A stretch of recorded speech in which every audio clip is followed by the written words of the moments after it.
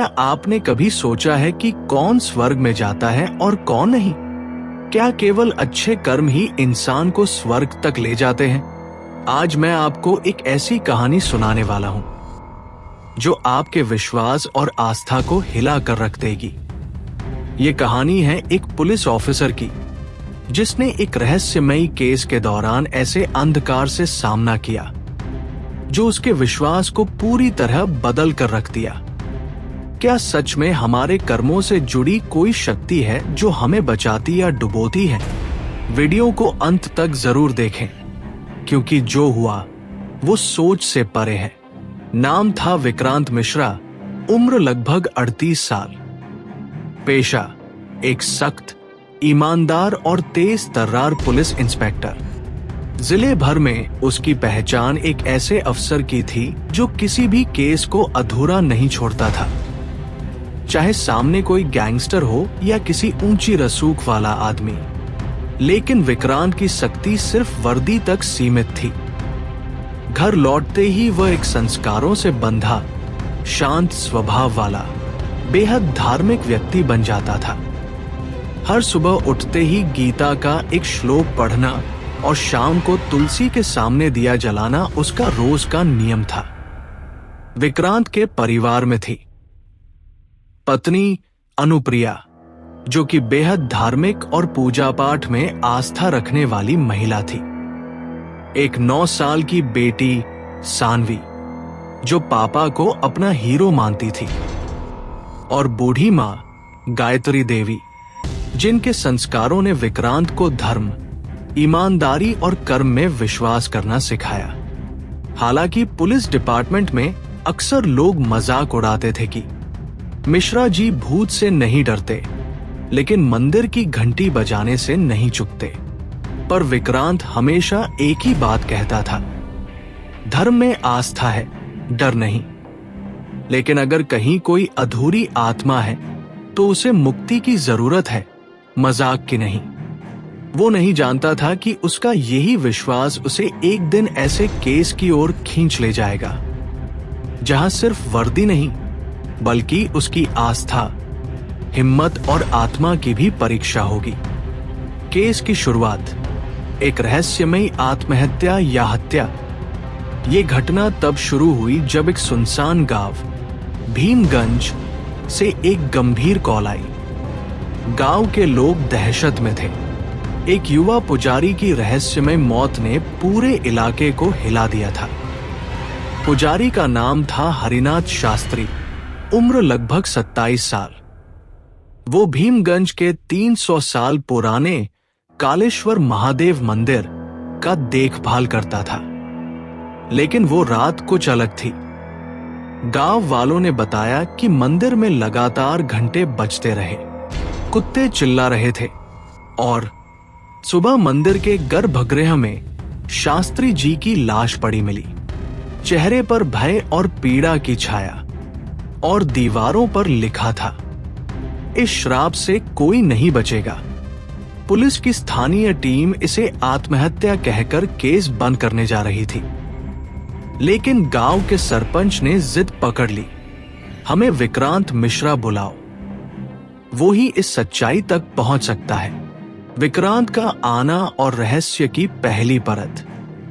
विक्रांत जब भीमगंज पहुंचा तो उसे सबसे पहले मंदिर की पुरानी दीवारों पर बनी तांत्रिक रेखाएं, जल चुकी नींबू मिर्च और काले धागे लिपटे त्रिशूल ने चौंका दिया। गांव के बुजुर्गों ने बताया कि यह मंदिर सिर्फ पूजा का स्थान नहीं था, बल्कि वहां वर्षों पहले एक तांत्रिक यज्ञ भी हुआ था, जिसके कारण मंदिर में श्राप की छाया भी मानी जाती थी। शास्त्री हरिनाथ पिछले कुछ महीनों से मंदिर में रात में अकेला रुकने लगा था। उसने गांव वालों से कहना भी बंद कर दिया था, और अक्सर कोई गूढ़ ग्रंथ पढ़ते देखा जाता था। कुछ कहते थे कि उसने कोई तांत्रिक साधना शुरू की थी, तो कुछ का कहना था कि उसने गलती से मंदिर की एक बंद तहखाना खोल दी थी। तो क्या ये आत्महत्या थी या किसी अदृश्य शक्ति की हत्या? विक्रांत ने जब शव का मुआयना किया तो उसकी नाक से भस्म की गंध आ रही थी। उसके हाथ में एक जली हुई ताबीज थी और दीवारों पर वो श्राप का संदेश किसी सामान्य स्याही से नहीं लिखा गया था, बल्कि उसमें रक्त और सिंदूर मिला था। विक्रांत समझ चुका था, ये केस ना आत्महत्या है ना हत्या, ये कुछ और है, एक अधूरी तांत्रिक प्रक्रिया या कोई पाप जिसकी सजा अभी भी जिंदा है। मंदिर या हवेली नहीं, वो जगह थी श्रापित भूमि पर बना एक मंदिर और पुराना तांत्रिक अखाड़ा। विक्रांत जब भीमगंज के कालेश्वर महादेव मंदिर पहुंचा तो उसकी नजरें सामने एक पुरानी टूटी हुई दीवार पर पड़ी। उस दीवार पर दमित चीखों की परछाई जैसी छायाएं दिखती थी। गांव के सबसे बुजुर्ग शिवदत्त बाबा ने विक्रांत को एक पुरानी कथा सुनाई, जो सिर्फ उन्हीं लोगों को सुनाई जाती थी जो डर से ऊपर हो। 200 साल पुराना रहस्य, जब एक तांत्रिक ने महादेव के मंदिर को बना दिया श्राप का अखाड़ा। आज जहां ये मंदिर है, वहां पहले एक तांत्रिक अखाड़ा हुआ करता था। त्रैलोक्यनाथ नाम का एक शक्तिशाली तांत्रिक था जो वहां मृत आत्माओं की सिद्धि करता था। उसने दावा किया था कि वो मृत्यु को वश में कर सकता है और उसी के लिए उसने 108 चिता भस्म, रक्तबली और श्मशान तंत्र का प्रयोग किया। लेकिन एक दिन उस तांत्रिक ने महादेव की प्रतिमा को छूने की कोशिश की। शिवलिंग पर तंत्र बल का प्रयोग किया, जिससे पूरा अखाड़ा कंपित हो उठा और उसी क्षण वो तांत्रिक भस्म हो गया। लेकिन कहते हैं उसकी आत्मा वही कैद रह गई। उस दिन के बाद से वहां कोई पूजा नहीं होती थी। सालों तक वह जगह वीरान रही। फिर गांव वालों ने वहां महादेव का मंदिर बनवा दिया ताकि उस अधूरी आत्मा को शांति मिले। लेकिन मंदिर की जड़ें उसी श्रापित अखाड़े में थी और उसकी ऊर्जा आज भी सोई नहीं थी, बस किसी एक चिंगारी की तलाश में थी। तो क्या पुजारी हरिनाथ ने उसी चिंगारी को जगा दिया? बुजुर्गों ने कहा, कुछ महीनों से मंदिर के नीचे की जमीन गर्म रहती थी। रात में दिया अपने आप बुझ जाता था और मंदिर की घंटी बिना हवा के अपने आप बजती थी। विक्रांत की जिज्ञासा अब डर में बदलने लगी थी। क्या ये महज एक कहानी थी या क्या वो भी किसी बड़े रहस्य का हिस्सा बन चुका था? एक सपना जो हकीकत से भी ज्यादा डरावना था। मंदिर के पास ही एक सरकारी धर्मशाला थी। विक्रांत ने वही रात बिताने का सोचा, लेकिन उस रात की नींद उसकी जिंदगी की सबसे अजीब नींद बन गई। रात के करीब 2:47 बजे वो पसीने पसीने होकर जागा। उसने एक सपना देखा था। वो मंदिर के गर्भगृह में अकेला खड़ा था और वहां सामने एक शिवलिंग से काले धुएं की लहर उठ रही थी। धुएं में से एक अधजली परछाई निकली और जोर से चिल्लाई, उसने मेरी साधना अधूरी की, अब तू पूरी करेगा। फिर उसकी आंखों के सामने मंदिर की दीवारें लाल रक्त से भरने लगी और जमीन से किसी ने उसका पैर पकड़ा। वो चिल्लाया और नींद से जागा। ताबीज और रहस्यमय संकेत। जब वो सुबह मंदिर गया तो मंदिर के पीछे वाली दीवार में दरार दिखी। उसने खुदाई शुरू कराई और वहां से निकला एक लोहे का डिब्बा जिसमें बंद थी एक पुरानी ताबीज।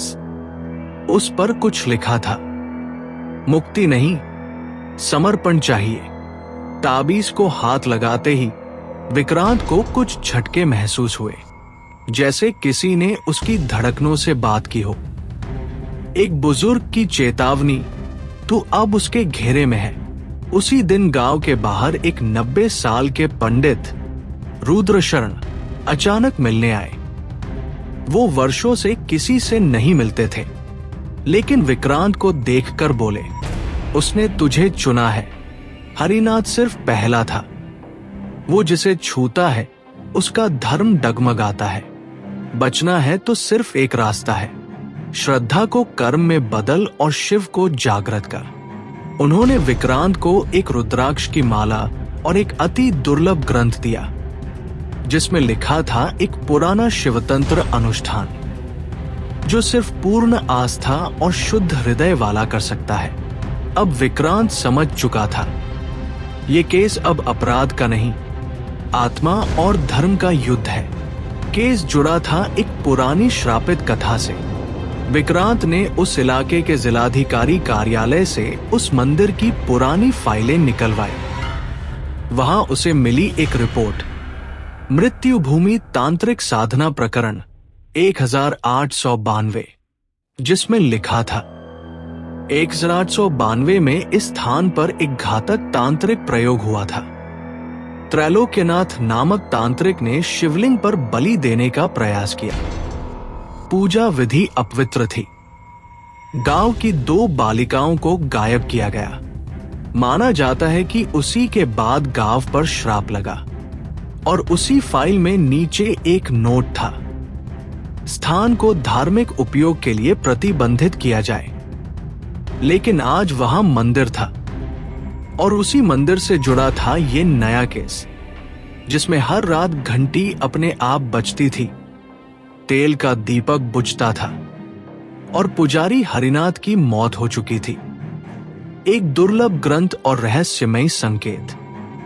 विक्रांत को जो ग्रंथ पंडित रुद्रशरण ने दिया था, उसमें संस्कृत में कुछ छिपे हुए श्लोक थे जो सिर्फ तब दिखते थे जब उन्हें दीपक की लौ के सामने रखा जाए।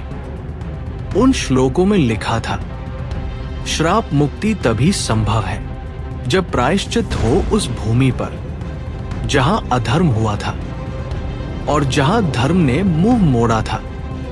विक्रांत को समझ आ गया, उसे सिर्फ जांच नहीं करनी थी, उसे श्राप की गांठ खोलनी थी। एक पुराना पंडित जिसने श्राप के बारे में बताया, एक और साधु जो पास के गांव में अकेले रहता था, महेशानंद तपस्वी। वो वर्षों पहले खुद उस मंदिर का पुजारी था। विक्रांत ने उससे मिलने की कोशिश की। साधु ने उसकी ओर देखा और बिना कुछ पूछे बोला, तू वहां गया ना, तुझे अब शांति नहीं मिलेगी जब तक वो साधना पूरी ना हो जाए जिस पर श्राप लगा है। उन्होंने बताया कि श्राप के पीछे असल कारण बलि नहीं था, बल्कि वो शिवलिंग जिसे जबरदस्ती जागृत करने की कोशिश की गई थी। शिवलिंग को जबरन जगाना यानी ईश्वर की मर्यादा तोड़ना। इसलिए श्राप उसी पर नहीं था जिसने तांत्रिक क्रिया की, बल्कि उस पूरी भूमि पर जहां से आस्था हटी और अधर्म पनपा। हाँ, वो आत्मा अधूरी थी और उसका दर्द जिंदा था। पंडित रुद्रशरण और महेशानंद तपस्वी दोनों की बातों में एक नाम बार बार आया, चंपा। लेकिन विक्रांत को यह नाम किसी रिकॉर्ड या एफआईआर में नहीं मिला। तब महेशानंद ने बताया, चंपा वो बालिका थी जिसकी बलि त्रैलोक्यनाथ तांत्रिक ने देनी चाहिए थी, लेकिन वो अधूरी रह गई और उसी अधूरी साधना में उसकी आत्मा बीच में अटक गई। वो ना पूरी तरह मर सकी, ना मुक्ति पा सकी। और फिर विक्रांत ने किया जो उसे नहीं करना चाहिए था। जिस दिन विक्रांत को वो ताबीज मिली थी, उसी रात उसने उसे अपने साथ रख लिया था। वो सिर्फ एक साक्ष्य समझकर उसे अपनी जेब में रख गया था। यही उसकी सबसे बड़ी गलती थी। ताबीज पर लिखा श्लोक था, मांसपृश ये देव की संपत्ति है, जो छुए वो बंधेगा। रात को विक्रांत के कमरे में आरती की आवाज, घंटी की गूंज और फिर एक धीमी सी किशोरी की सिसकी सुनाई दी। उसने जैसे ही पीछे मुड़कर देखा, दीवार पर किसी ने उंगली से लिखा था, मुझे छोड़ क्यों दिया? एक आत्मा जो सिर्फ पूर्णता चाहती थी। महेशानंद तपस्वी ने समझाया, वो तुझे नहीं मारना चाहती, वो तुझे माध्यम बनाना चाहती है ताकि उसकी अधूरी पूजा पूरी हो सके और वो मुक्त हो सके। लेकिन अगर ये पूजा गलती से भी अधूरी हुई तो आत्मा क्रोधी राक्षसी रूप में बदल सकती है। अब विक्रांत के सामने दो रास्ते हैं। एक, या तो वो ताबीज को उसी जगह वापस रखे जहां से निकली थी बिना किसी क्रिया के। दो, या फिर वो पूर्ण रात्रि यज्ञ करके उसकी आत्मा को मुक्ति दे। लेकिन ऐसा करने में उसे खुद के शरीर और मन की परीक्षा देनी होगी। बहुत डरावनी रात, बिजली का अचानक जाना। वो रात जब पूरा शहर तेज बारिश और गरजती बिजली से घिरा था। विक्रांत अपने केस की आखिरी जांच के लिए उस मंदिर के अंदर गया। तभी अचानक बिजली गुल हो गई। अंधेरे में सिर्फ एक पुरानी दीपक की हल्की लौही दूर दूर दिख रही थी। चीखें और आत्मा की छाया। जैसे ही वह दीपक के पास पहुंचा, मंदिर के बाहर से अचानक कहीं दूर से किसी लड़की की चीखें सुनाई दी। चीखें इतनी हृदय विदारक थी कि विक्रांत का दिल धड़क उठा। अंधेरे में एक धुंधली छाया मंदिर के गर्भगृह की दीवार पर टकटकी लगाए खड़ी थी। वो छाया बार बार एक ही जगह घूम रही थी, जैसे कोई फंसी हुई आत्मा अपना मार्ग ढूंढ रही हो। ऑफिसर का मानसिक संतुलन बिगड़ना। विक्रांत की सांसें तेज होने लगी। उसने अपनी जेब से ताबीज निकाली, लेकिन हाथ कांप रहे थे। एकाएक उसकी नजर मंदिर के उस पुराने शिवलिंग पर पड़ी, जो हल्के से खून के रंग जैसा लाल दिखाई दे रहा था। और तभी उसकी आंखों के सामने अचानक से एक दृश्य चमका। वो देखा कि उस छाया के पीछे एक लड़की खड़ी है, जिसकी आंखें निशब्द पीड़ा से भरी थी। यहां तक कि विक्रांत खुद को संभाल नहीं पाया। उसका मानसिक संतुलन धीरे धीरे टूटने लगा और वो एकदम से बेहोश होकर गिर पड़ा। क्या ये सब उसके दिमाग की उपज थी? जब वो होश में आया तो मंदिर का माहौल बिल्कुल शांत था, पर दिल में एक डर बैठ गया था। क्या वो आत्मा सच में थी, या ये सब उसकी कल्पना का हिस्सा था? पंडित जी का आगमन और हवन पूजन की तैयारी।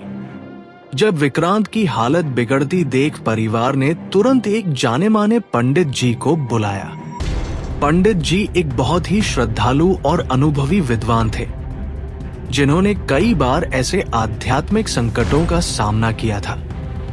उन्होंने मंदिर के इतिहास और उस ताबीज की प्रकृति को समझते हुए तत्काल शुद्धिकरण और हवन की योजना बनाई। श्लोक और मंत्रों से धार्मिक शुद्धिकरण।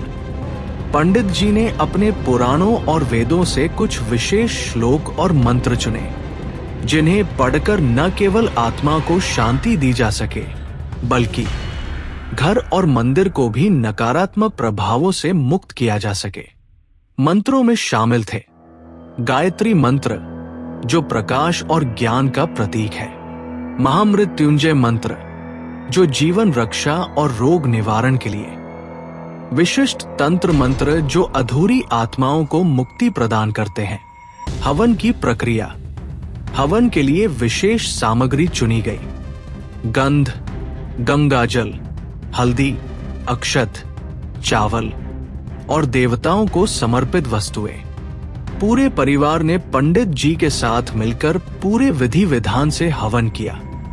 पूजा के दौरान वातावरण में एक आध्यात्मिक शांति और शक्ति का संचार हुआ। घर के अंदर से अजीब आवाजें धीरे धीरे बंद होने लगी और मंदिर की दीवारों से जो धुंधली छाया दिखाई देती थी, वह भी मिटने लगी। पुरानी धार्मिक किताब से मिला संकेत। हवन के बाद पंडित जी ने एक पुरानी धार्मिक किताब निकाली, जिसमें चंपा नाम की उस बालिका की कथा दर्ज थी। उस कथा में लिखा था कि अधूरी साधना के कारण उसकी आत्मा अटक गई थी और केवल पूर्ण पूजा और हवन के बाद ही वह मुक्ति पा सकती है। अब विक्रांत और परिवार को स्पष्ट हो गया था, ये सिर्फ एक साधारण केस नहीं बल्कि एक आध्यात्मिक संघर्ष था। विक्रांत के घर पर जो अदृश्य भय का साया पड़ा था, उसका असर केवल विक्रांत तक सीमित नहीं रहा। उसकी पत्नी को रातों की नींद उड़ गई। हर आवाज से उसका दिल धड़कने लगता। बच्चे डर के मारे अक्सर उसके पास आने लगे और कई बार बिना बताए ही रात को जाग जाते। मां बाप भी इस पूरे घटनाक्रम से गहरे व्यथित थे। उनकी चिंताएं बढ़ गई कि क्या उनका बेटा इस केस की भयानकता से टूट जाएगा। कई बार वे रात को पूजा पाठ करते हुए देखा गए ताकि परिवार सुरक्षित रहे और संकट टल जाए। जब यह मामला विभाग में चर्चा का विषय बना तो कुछ अधिकारियों ने इसे महज अंधविश्वास कहा, जबकि कुछ ने विक्रांत के मानसिक स्वास्थ्य को लेकर चिंता जताई। समाज में भी अजीब सी बातें फैलने लगी। क्या सच में उस मंदिर में कोई भूत प्रेत है? क्या पुलिस अधिकारी सच में पागल हो रहा है? इन अफवाहों और दबावों के बीच विक्रांत ने अपने कर्तव्य को निभाना जारी रखा, लेकिन वह भी अब उस घटना से पूरी तरह सुरक्षित महसूस नहीं करता था। फिर भी परिवार ने एकजुट होकर एक दूसरे का सहारा दिया। उन्होंने ठाना कि चाहे जो भी हो, वे इस रहस्य को सुलझाएंगे और साथ में खड़े रहेंगे, क्योंकि घर की रक्षा केवल भौतिक नहीं बल्कि आध्यात्मिक भी थी। क्या आत्मा को मुक्ति मिली या रहस्य आज भी बाकी है? पंडित जी के कहने पर परिवार ने कई हवन पूजन और धार्मिक अनुष्ठान किए। परिवार के हर सदस्य ने पूरे मन से श्रद्धा और आस्था के साथ हिस्सा लिया। कुछ महीनों बाद मंदिर और उस स्थान पर जो अजीब सी छाया और आवाजें थी, वो धीरे धीरे खत्म होने लगी। परिवार को एक ऐसा अनुभव हुआ जैसे कोई भारी बोझ उठ गया हो। पंडित जी ने बताया कि चंपा नाम की आत्मा को आखिरकार मुक्ति मिली है, क्योंकि पूरा परिवार अपनी आस्था और प्रेम से उसकी पीड़ा को समझ पाया था। फिर भी घर में अब भी एक खास शांतिपूर्ण विरासत बनी हुई है, जो ये याद दिलाती है कि अनजाने से जुड़े रहस्यों का सम्मान और श्रद्धा जरूरी है। क्या ऑफिसर दोबारा नास्तिक रहा या उसका जीवन बदल गया? विक्रांत के मन में नास्तिकता का भ्रम धीरे धीरे छंट गया। उसने महसूस किया कि दुनिया में सिर्फ भौतिक चीजें ही नहीं बल्कि आत्मा, कर्म और ईश्वर का भी अस्तित्व है। उसका दृष्टिकोण पूरी तरह बदल गया। अब वो अपने जीवन में आध्यात्मिकता को महत्व देता था और लोगों की मदद के साथ साथ अपने विश्वास को भी मजबूत करता था। विक्रांत ने ये समझा कि विज्ञान और आस्था दोनों एक दूसरे के पूरक हो सकते हैं और सबसे बड़ी ताकत है विश्वास और श्रद्धा।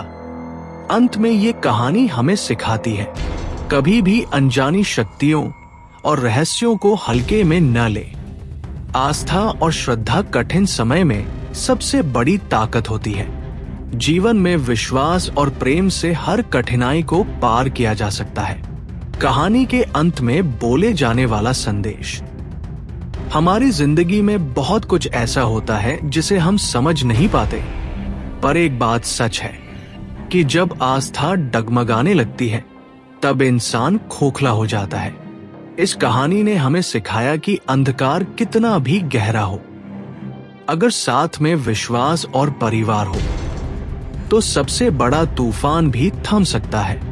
जिन चीजों को हम तर्क से नहीं समझ सकते, उन्हें आस्था से महसूस किया जा सकता है, और यही सच्ची ताकत है जो इंसान को स्वर्ग और नरक के बीच फर्क समझा देती है।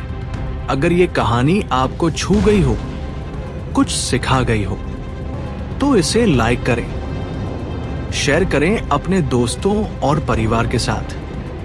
और ऐसे ही दिल को छू जाने वाली सच्ची कहानियां सुनने के लिए सब्सक्राइब करें हमारे चैनल को, क्योंकि हम हर कहानी में छुपे हैं एक सबक और एक सवाल। क्या आप तैयार हैं सच का सामना करने के लिए?